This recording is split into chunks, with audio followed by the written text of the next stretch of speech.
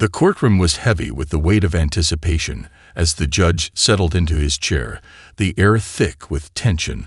The case had dragged on for days, and now it seemed like it would stretch even longer. The judge, Judge Thomas Caldwell, a man known for his stern demeanor and sharp tongue, looked over the room, his eyes scanning the faces of those present, his gaze lingering for a moment on the defendant, a black woman standing at the witness stand.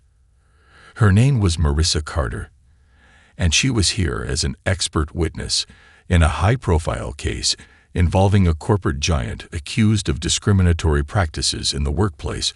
Marissa had a calm composure that seemed almost out of place in the tension-filled room. She was dressed impeccably in a navy blue suit that reflected both her professionalism and confidence, yet the eyes of the courtroom were not kind to her. Her presence felt like an anomaly to some. The whispers had already begun behind her back, but she was used to it. After all, that was a common experience for someone like her, someone who had worked tirelessly to build a career in an environment that often favored others over people like her.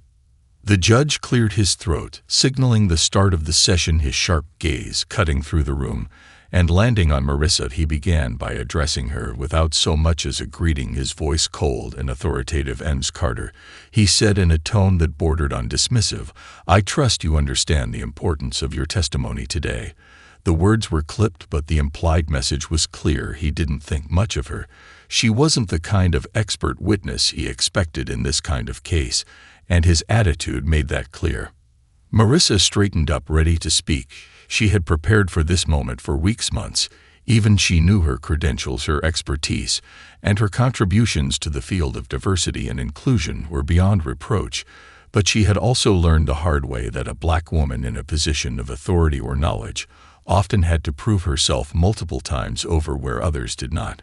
She started her introduction, calmly outlining her qualifications with a steady voice. But as she spoke, she could feel the judge's gaze never lifting from his papers, his posture stiff and uninterested. She continued undeterred, explaining the framework of the study she would be presenting, explaining the importance of understanding workplace dynamics and the subtle biases that could harm individuals within organizations. But each time she made a point, he interrupted, his voice loud and commanding with an edge of impatience. "I've read your credentials, Ms. Carter," he snapped. "What I need to hear is how your testimony is relevant to this case."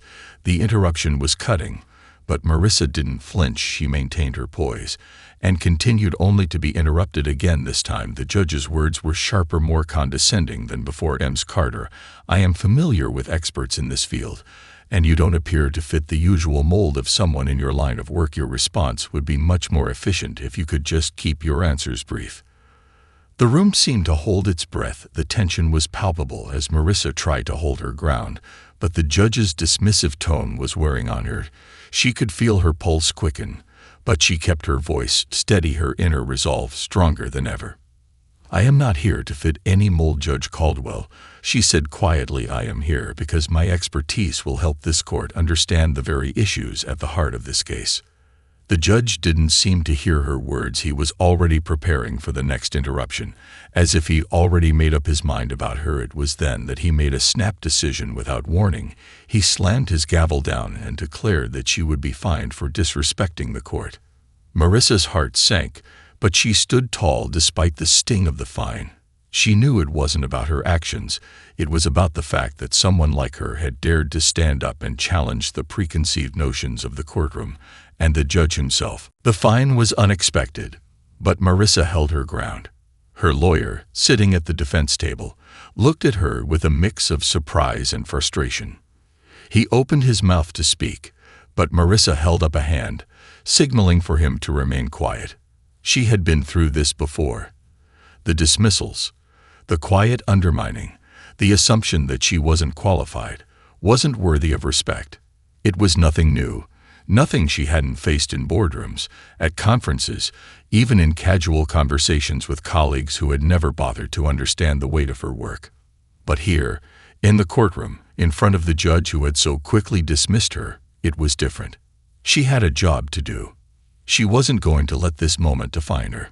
The gavel had fallen, and the fine was now part of the public record, a small but significant stain on her reputation in this case. The judge had made his decision, and there was no going back. His eyes had been cold, dismissive, as though he were a father scolding a child. His words had been harsh, cutting through the tension in the room, but they hadn't broken her. Marissa stood tall, despite the humiliated heat crawling up her neck. There was too much at stake for her to let this derail her. As the court session continued, Marissa found herself fighting to remain focused. She watched as the judge went on, asking questions and interrupting with the same impatience he had shown earlier. Each question felt like an obstacle, each interruption a slap in the face. But she knew this was part of the game. If she could just hold it together, if she could just stay composed, she could still make her point. The plaintiff's lawyer, a young man who had been respectful to her thus far, seemed caught between wanting to support her and avoiding angering the judge further. He was new to this, and Marissa could see that he was flustered by the tension in the air. She didn't blame him.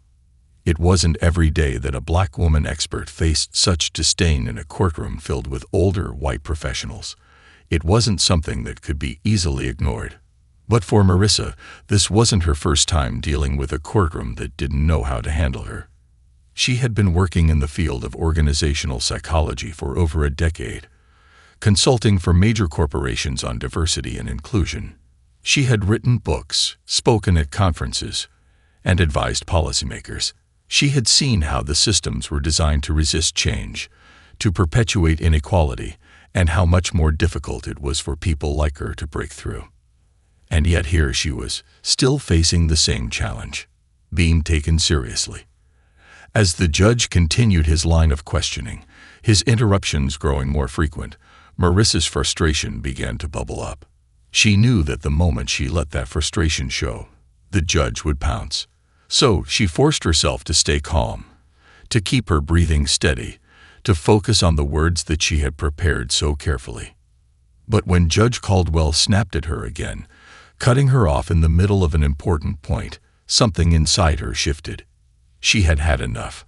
She could feel her pulse quickening, a fire igniting within her. She had been patient. She had been calm. She had followed the rules. But this man was deliberately undermining her. He was treating her like she didn't belong here, like her knowledge didn't matter. It was in that moment that Marissa made a decision. She wasn't going to just sit back and let him get away with it. If he didn't respect her, she was going to make him. With a steadying breath, Marissa stood up, her back straight, her voice clear. "Judge Caldwell," she said, the words measured but firm, "I am here to assist this court with my expertise, and I intend to do so. I do not appreciate being spoken to in this manner, but I am here to help.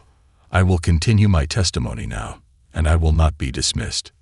The room fell silent, and even Judge Caldwell seemed to hesitate. For the first time that day, there was a flicker of something in his eyes, a hint of acknowledgement, but it was gone as quickly as it had come. Marissa returned to the stand, her heart still racing, but now with a new resolve. She would finish this, and she would do it on her terms. The courtroom might have underestimated her, but they would not silence her. The courtroom remained tense, the air thick with the unspoken challenge that had just been laid out.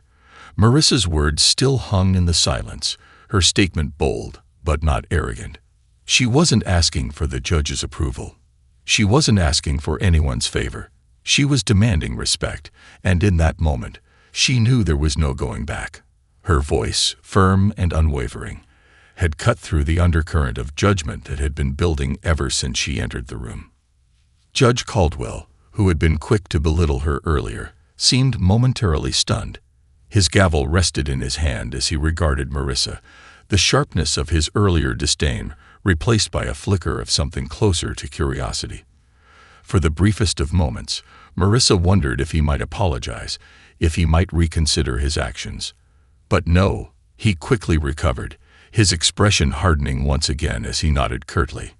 "Proceed, Miss Carter," he said, his tone flat but not hostile. It wasn't an apology, but it wasn't an outright dismissal either. Marissa took a deep breath, steadying herself. She wasn't done yet. She had to make her testimony count, and she wouldn't let the interruptions, the glares, or the biases derail her. As she began speaking again, She felt the weight of every word. She wasn't just delivering data or analysis. She was fighting for her place in this space, a space that had tried, time and time again, to erase people like her. "Your Honor," she began. "As I was saying, workplace discrimination is not always overt. It often presents itself in more subtle forms, microaggressions, biased hiring practices, and even the distribution of resources. These issues may seem small individually, but collectively, they create an environment where some employees are given fewer opportunities to advance, or even worse, are forced to leave altogether." Her voice rang out clearly, each syllable calculated, each point purposeful. Marissa's eyes scanned the room as she spoke, moving from the judge to the jury to the defense team, making sure to engage with everyone, ensuring they understood the significance of what she was saying. She spoke not only as an expert in her field, but as someone who had lived through the challenges she described.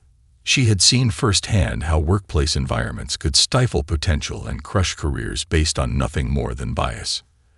As she continued, she could feel the judge's eyes on her, no longer dismissive, but focused.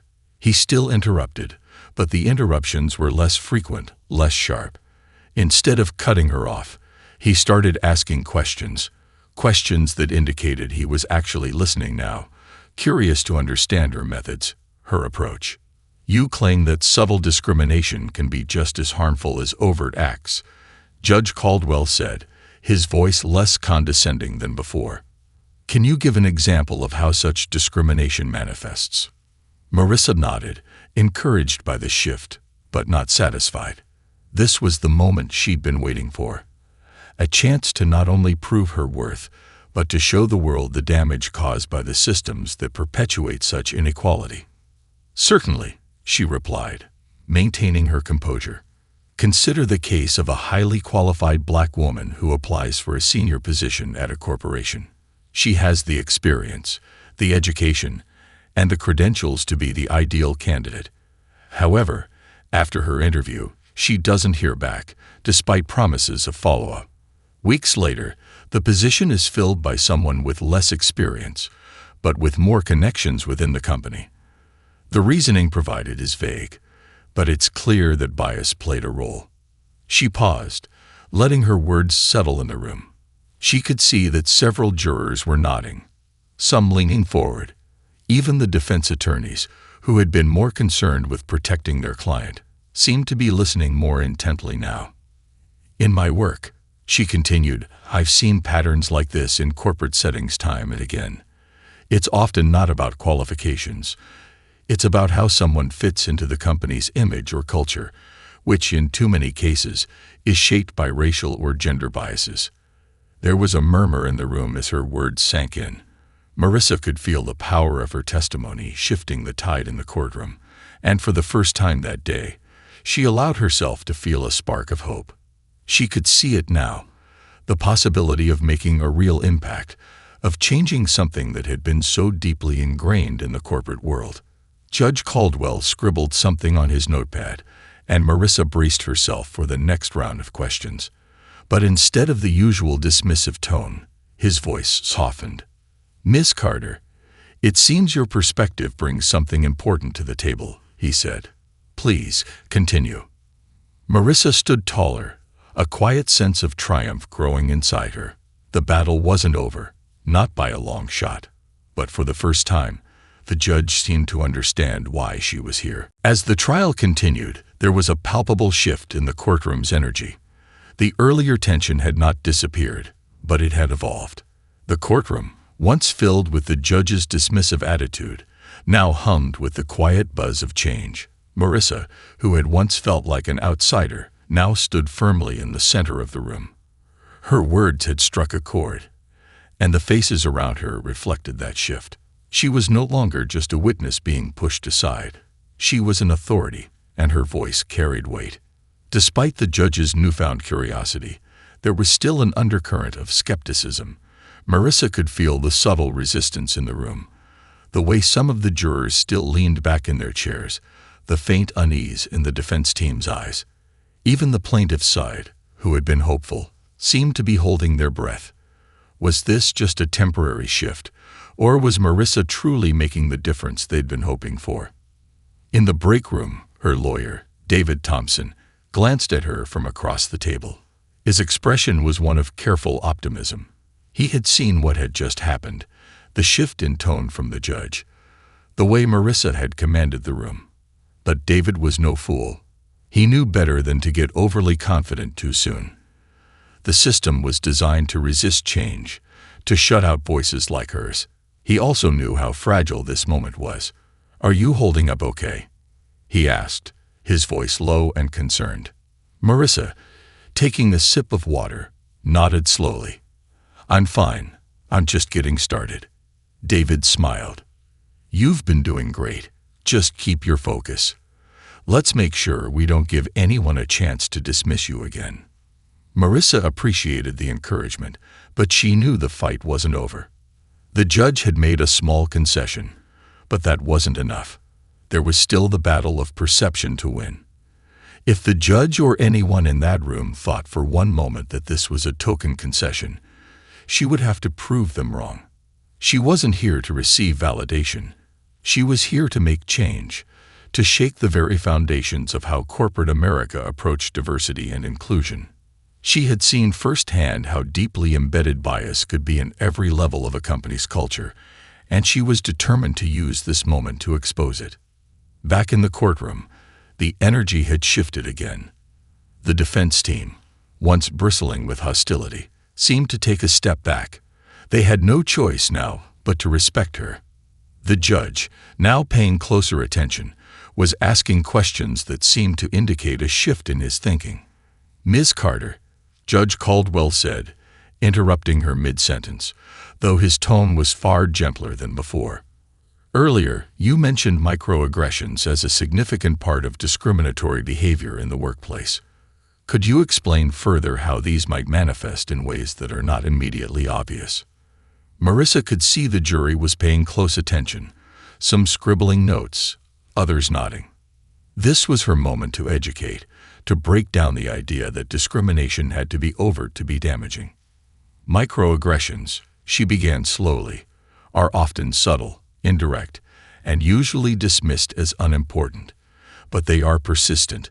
They can range from seemingly benign comments, like being told that you speak so well for someone from your background, to being passed over for opportunities without explanation. The impact of these microaggressions accumulates over time, leading to emotional and professional exhaustion. Over time, they erode self-confidence and create an environment where marginalized individuals are made to feel less than, without ever understanding why." She paused, looking directly at the judge, then at the jury, her eyes calm but insistent. These small actions can lead to a culture of exclusion, where the very presence of people who do not conform to the norm is questioned, and their contributions undervalued. It is in these environments that talent is stifled, ideas are ignored, and potential is never realized. The courtroom was silent, everyone absorbing the gravity of her words. Even the defense attorneys, who had been quick to challenge her earlier, were now quiet. It was as though they were waiting for something, waiting for her to trip up, or for the judge to dismiss her once again. But Marissa wasn't going to let that happen. She had fought too hard for this moment. Judge Caldwell cleared his throat. "You've made some compelling points, Ms. Carter," he said, his voice softer now, more measured. "But how do we measure the effects of these microaggressions? How do we know for sure they have a tangible impact?"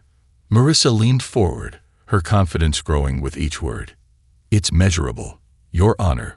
Research shows a clear link between experiences of discrimination and reduced job satisfaction, increased turnover, and lower productivity. These effects are not theoretical, they are quantifiable, and they are real.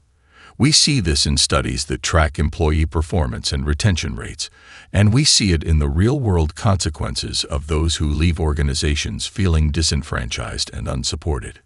Judge Caldwell nodded slowly, clearly processing the information. For the first time in the trial, Marissa felt like her words were landing, like they were resonating. The judge, once so dismissive, was now actively engaging with her testimony. There was still a long road ahead, but she knew that today she was making a difference. The momentum in the courtroom was shifting, and Marissa could feel it in the air. The judge, though still stern, was no longer the dismissive figure he had been at the outset of the trial. His tone had softened, his questions more thoughtful, as though he were truly trying to understand the gravity of what she was saying. The jury, too, seemed to be leaning in, their attention fixed on her as she spoke with increasing confidence. Marissa's words had struck a chord, but she knew better than to get complacent. This was a battle that wasn't just about winning the case. It was about changing minds, opening eyes to the insidious forms of discrimination that too often went unnoticed. The defense attorney, who had previously questioned her expertise with skepticism, now appeared to be taking a more cautious approach. His posture had relaxed, though his eyes remained calculating, never fully willing to relinquish the combative edge he had carried throughout the trial. But Marissa wasn't focused on him anymore. She was focused on making sure the jury, and even the judge, saw the depth of what she was presenting. This wasn't just about the facts. It was about the lived experiences that couldn't be neatly packaged into statistics and data points. As the trial progressed, Marissa began to draw on her own experiences, her voice steady and unshaken as she spoke of what it felt like to be dismissed, to be overlooked, to be constantly asked to prove her worth. She knew that while she could present evidence, studies, and data to support her argument, nothing could make a deeper impact than sharing her own journey. And so she did. "I've spent years working in spaces where I was the only person who looked like me in the room," she said, her voice firm but reflective. "And I can't tell you how many times I've been overlooked, passed over, or even ignored, despite my qualifications. It's not just the outright racism that is damaging. It's the everyday acts of dismissal, the moments where you realize you're not really considered a part of the conversation. And that, over time, takes its toll." Her words hung in the air, and for the first time, she saw a shift in the demeanor of the jury. Some faces softened, while others looked reflective. She had given them a glimpse into what she had endured, and it was clear that it wasn't just a story, it was the truth. The truth that so many had never experienced, but that so many others like her had lived with every day. Judge Caldwell, still seated behind the bench, leaned forward slightly, his hands folded in front of him. His gaze, though still professional, was more thoughtful than before.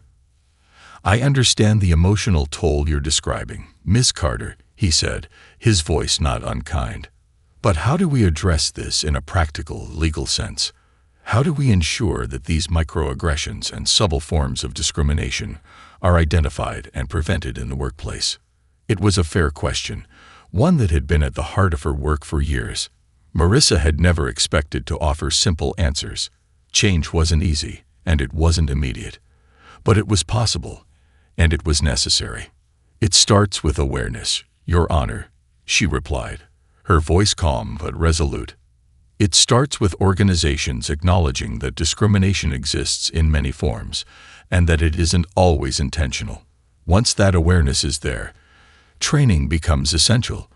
Training that teaches employees how to identify their biases, how to recognize the subtle signs of exclusion, and how to foster an inclusive environment. But it doesn't stop there. The real work comes when organizations put policies in place that hold people accountable for their actions, whether they're executives or entry-level employees." Marissa paused, glancing around the courtroom. She could see the judge nodding slowly, considering her words. The defense attorney, though still skeptical, seemed less combative. The jury's faces were a mix of curiosity and concern. They were listening, and more importantly, they were understanding. "The law can help," she continued, "but real, lasting change comes from within an organization. It's not just about compliance. It's about creating a culture where people are seen and valued for their contributions, regardless of their race, gender, or background." As she spoke, Marissa felt a sense of quiet satisfaction. She wasn't just talking about theories or concepts. She was speaking from experience. This was the change she had spent her career fighting for, The change, she knew, could make a difference in the lives of so many who had been silenced for far too long. Judge Caldwell took a long pause before speaking again, his voice low but steady. "You've made your case, Miss Carter," he said, his words more measured than before. "I think it's clear that there is a need for action. Whether that action takes the form of policy, training, or something else, I believe you've convinced this court that the issues you've raised are serious, and they cannot be ignored." Marissa's heart swelled with quiet pride. This wasn't over, of course, but for the first time, it felt like her presence was truly being acknowledged. She wasn't just a witness in a case anymore. She was a voice for change. As the trial progressed into its final phase, Marissa's resolve remained unshaken. She had spoken with clarity and conviction, delivering her expertise and personal experiences in a way that had compelled even the most skeptical in the room to listen.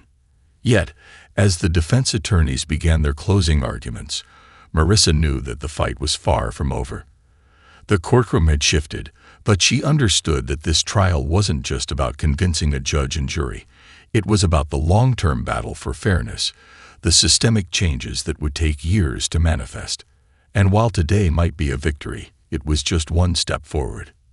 The defense attorney, a seasoned lawyer with a sharp suit and a sharper demeanor, stood up and made his final argument. His tone was measured, precise, but there was an undercurrent of frustration, a feeling that despite his best efforts to undermine Marissa's credibility, her testimony had not been as easily dismissed as he had hoped. "Your Honor, ladies and gentlemen of the jury," he began, his eyes scanning the room with calculated intensity, "Ms. Carter's testimony, while well-intentioned, lacks the kind of concrete evidence necessary to make the claims she's suggesting. She speaks of subjective experiences and anecdotal examples, but we cannot base legal decisions on personal feelings or hypothetical scenarios. We must deal with hard evidence, and the evidence here shows no direct link between the alleged discrimination and the plaintiff's claims." Marissa felt her chest tighten as she listened to the defense's attack. It was predictable, almost too easy.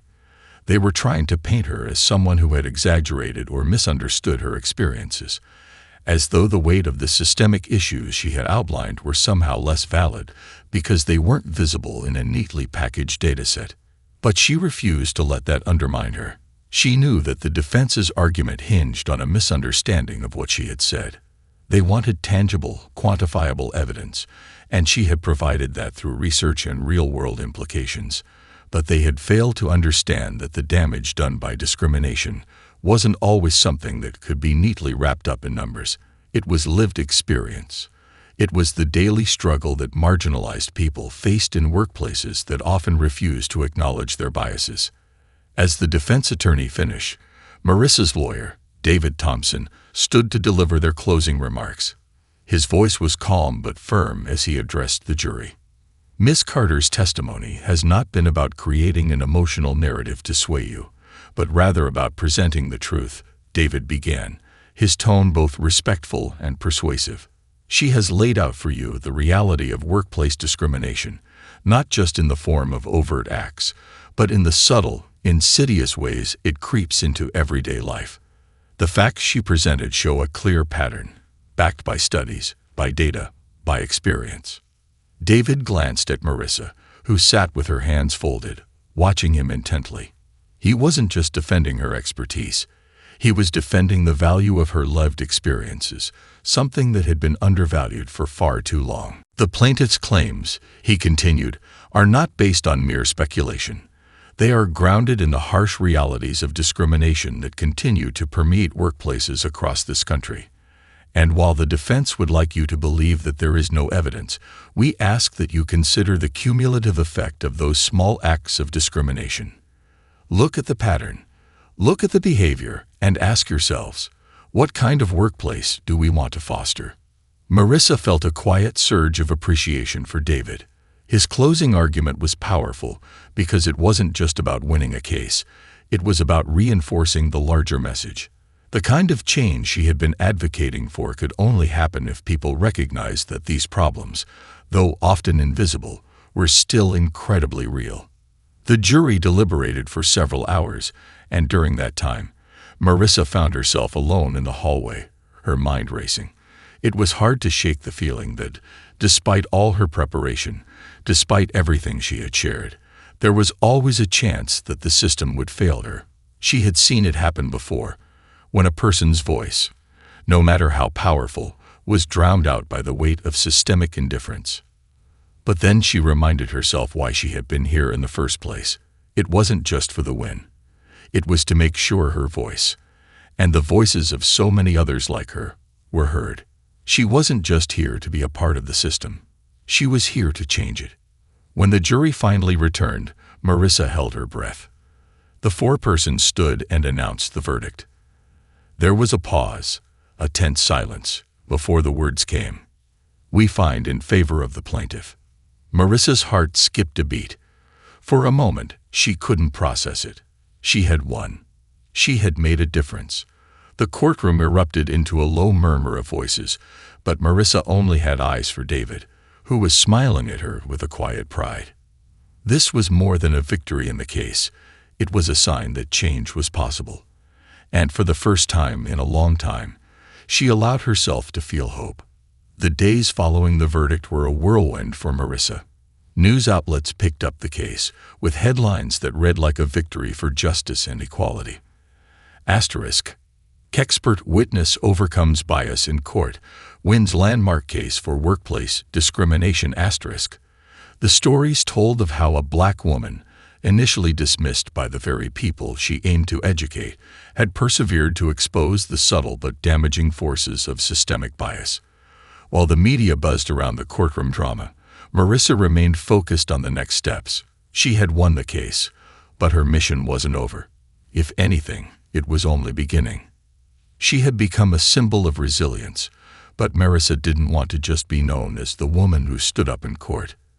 She wanted to be the woman who sparked real, lasting change. The spotlight, which had been bright and overwhelming, was starting to feel heavy. It was flattering, yes, but it also made her more determined to take the next steps, to move beyond the moment and into action. Marissa spent the next few days in meetings with various advocacy groups, hoping to leverage the attention surrounding her case to further the conversation about workplace discrimination and inequality. She met with leaders from organizations focused on diversity, equity, and inclusion, brainstorming how to use the momentum of her win to push for systemic changes. While many were inspired by her courage and success in court, Marissa knew that the real fight lay ahead, in the slow, deliberate process of transforming companies, policies, and mindsets. Winning one case wasn't enough to change the landscape of employment discrimination. It was only the start. Her inbox was flooded with requests for interviews, speaking engagements, and consulting opportunities. There were those who wanted to hear her thoughts on how corporate America could better implement diversity programs. Others wanted to know how to confront microaggressions in the workplace. It was humbling, and for a moment, Marissa felt like the weight of the world was on her shoulders. She had fought for so long to be heard, and now that people were finally listening, the responsibility of it all felt enormous. Amid the whirlwind, Marissa found solace in her quiet moments, sitting in her apartment and reflecting on the journey.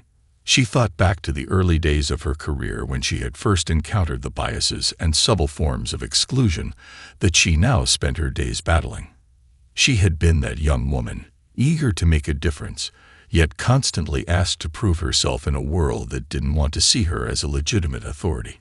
It wasn't until years later, when she began to truly understand the dynamics at play, that she realized the depth of the systemic issues she was fighting against. But now, sitting in her apartment, Marissa saw how far she had come. She wasn't just a witness anymore. She was an advocate, a leader, and most importantly, she was someone who had proven that one voice could make a difference, even in a system designed to silence it. The victory in the courtroom wasn't just a personal win. It was a victory for all those who had been overlooked, undervalued, and dismissed because of their race, gender, or background. As Marissa continued to navigate her newfound platform, she didn't let the media's praise sway her from the work that still needed to be done. She refused to be content with just one success, one case won. Instead, She focused on using her story, her expertise, and her influence to keep pushing the conversation forward. She reached out to law firms, corporations, and educational institutions, offering to speak on the importance of addressing both overt and subtle discrimination in the workplace. Her message remained the same. Systemic change required more than just policies.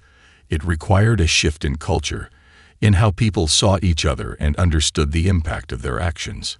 Marissa also began to reflect on the personal transformation she had undergone. At the start of the trial, she had been unsure of her place in the legal world, questioning whether she belonged in rooms dominated by people who didn't look like her. But now, with the verdict in her favor and the eyes of the world on her, she saw the power in her presence. She realized that her journey wasn't just about proving others wrong. It was about proving to herself that she had always belonged in those rooms. The trial had been the culmination of years of fighting. Fighting for recognition, fighting for fairness, fighting for a world where the barriers to opportunity weren't based on race or gender. It had been exhausting, emotional, and at times soul-crushing, but it had been worth it. And now, Marissa was ready for the next phase of her mission, to build a future where others wouldn't have to fight the same fight. As she moved forward, the fight wasn't just hers. It was for all those who had come before her, all those who would come after, and for a future where everyone could be seen for who they truly were, not for the color of their skin or the biases of others. Marissa's life had undeniably changed. The legal victory, while monumental, was just one chapter in her ongoing mission. She had garnered attention, but now the real work had begun. The victory in the courtroom had been a spark, but it was only a small part of the larger conversation. She was determined to ignite across the country. She was no longer just an expert witness. She had become an advocate for systemic change, and her role in this movement had only just begun. The phone calls and messages continued to pour in. Marissa had become the go-to voice on workplace discrimination, her expertise sought after by companies, universities, and advocacy groups eager to understand the nuances of bias, microaggressions, and how they could build more inclusive environments. But Marissa knew this attention could easily become a distraction. She had learned early in her career that one of the most powerful things she could do was stay grounded, stay focused, and not let the noise around her pull her off course. She made it a point to speak to younger professionals, particularly women of color, who reached out to her. She shared her story with them, but more importantly, she reminded them that they too had a voice that could not be easily silenced. "Your experience matters," she told them in every conversation. "Never let anyone make you feel like you don't belong in a room. You belong, and your perspective is invaluable." In the months following the trial, Marissa began to form partnerships with organizations that shared her vision for change. She worked closely with diversity training companies, helping them reshape their programs to go beyond surface-level training and dive deep into the complexities of power, privilege, and bias.